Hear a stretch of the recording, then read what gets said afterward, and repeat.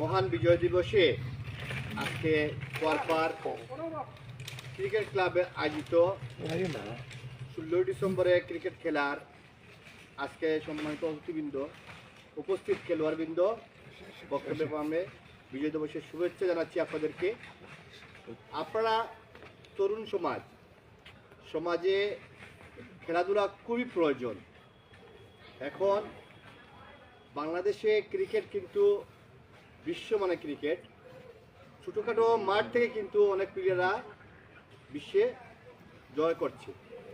সেই সুবাদে আপনারা খেলাধুলা করবেন, সেই মানুষটা নিয়ে আপনারা এমন সময় এই খেলার আয়োজন করেছেন। 1971 সালে এই 16 ডিসেম্বরে কিন্তু আমরা পাকিস্তানি হানাদার বাহিনীকে হারিয়ে বিজয় অর্জন করেছিলাম। এই বিজয় মাসে আপনাদেরকে সবাইকে বিজয়ী শুভেচ্ছা জানাচ্ছি। আপনারা বেশি বেশি করে এখন থেকে 1971 সালের স্বাধীনতা যুদ্ধকে মনে রাখবেন। তরুণ প্রজন্মরা, বিশেষ করে তরুণ প্রজন্মরা অনেকেই আমরা ইতিহাস কম পড়ি, ইতিহাস জানতে হবে। 71 সালে কিন্তু মুক্তিযুদ্ধের মাধ্যমে বাংলাদেশ কিন্তু স্বাধীন হয়েছে। এই 16 ডিসেম্বরে অনেক 30 লক্ষ শহীদ হয়েছে আমাদের এই বাংলাদেশ অর্জন করার জন্য।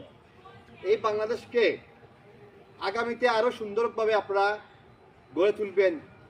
অনেক বাধা আসবে, অনেক বিপত্তি আসবে, অনেকে চাইবে এই আমাদের স্বাধীনতাকে মুছে দেওয়ার জন্য, কিন্তু আপনারা যে খেলাধুলার মাধ্যমে বিজয় দিবসকে পালন করছেন, সেই জন্য আপনাদেরকে আবারও আমি অন্তরের থেকে ধন্যবাদ জানাচ্ছি। বিশেষ করে আয়োজনে দেওয়ান আশরাফ চৌধুরী রাধি, যে সবসময় খেলাধুলা নিয়ে থাকতো, সে ব্যাডমিন্টনের ভালো প্লেয়ার ছিল, বাংলাদেশে অনেক জায়গায় খেলেছে ব্যাডমিন্টন।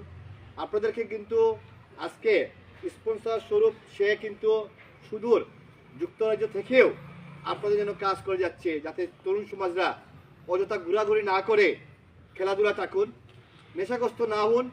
সেই জন্য সে দেওয়ান আশরাফ চৌধুরী রাধি কাজ করে যাচ্ছে। আপনারা সুন্দর এবং সুশৃঙ্খলভাবে খেলাধুলা পরিচালনা করবেন। হার জিত থাকবেই, এক দল বিজয়ী হবে, এক দল পরাজিত হবে। আগামীতে সেই দল আবারও জয়ী হবে। সবাইকে ধন্যবাদ। আসসালামু আলাইকুম। এখন যে নতুন জেনারেশন যারা কোয়ারপার সম্বন্ধে অনেক জিনিস আপনারা জানেন না, অনেক জিনিস আপনারা শুনেছেন কিনা।